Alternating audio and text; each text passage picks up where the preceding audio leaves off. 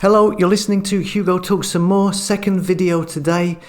There's been a couple of videos up on Hugo Talks and are not available on YouTube. This one about the jab bus and Whoopi Goldberg. Check them out if interested and subscribe to the tribe at hugotalks.com to be notified of all video updates, as many are not on YouTube. So here we have this story from Australia, which I heard about a couple of days ago. And there's an update about it today, and I wanted to highlight a couple of ideas about this. Now, this story is about Australia and the fines and imprisonment they introduced for anyone returning to Australia from India.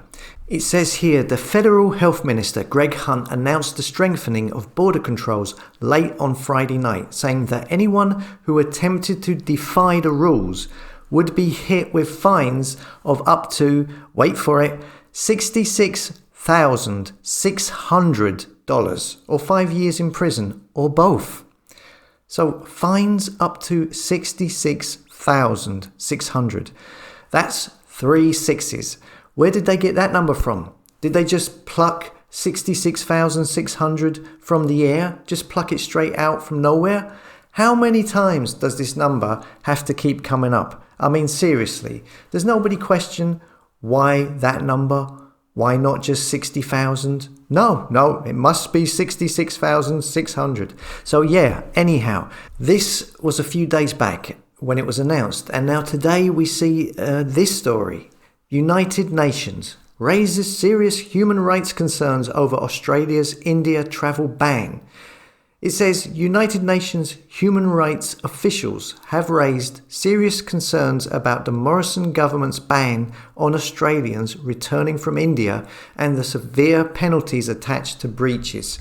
The Office of the UN High Commissioner for Human Rights has questioned whether the controversial temporary measure, which can attract maximum penalties of 5 years imprisonment or $66,600, is consistent with Australia's human rights obligations.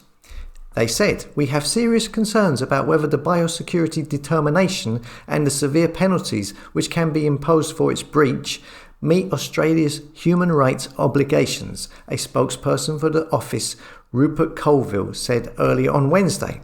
So this is a trend that I'm seeing, not just the use of the number 666, but also seeing the United Nations or the United Nations World Health Organization turning up a lot in the press after something's happened, after some policy has been implemented, and saying, oh, we don't agree with what you've just done. We don't agree with certain countries' policies. Usually saying it's too strict or it's going against human rights, etc., etc. There are tons of articles saying the United Nations raises concern over the way this government has done that or the way they've implemented lockdown rules. It's like that these rules were first put in place to scare people, and then for the United Nations to come in and act like the nice parent telling its children, oh, now come on now, you need to behave yourselves, setting up the public to see the United Nations as some kind of controlling body, some kind of knight in shining armour. It's a pattern that I've noticed a lot of late, and I think it's a pattern we might continue to see. We might see more governments bringing in more and more restrictive rules, probably leading to more chaos, with the United Nations continually wagging its finger saying, no, this is not good.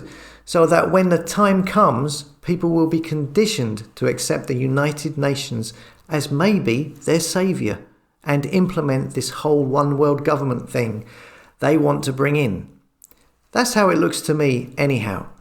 As always, thanks for listening. Come and subscribe to the tribe at hugotalks.com, trying to build a community of like-minded souls who are not hypnotized by the fake stream media. See you later.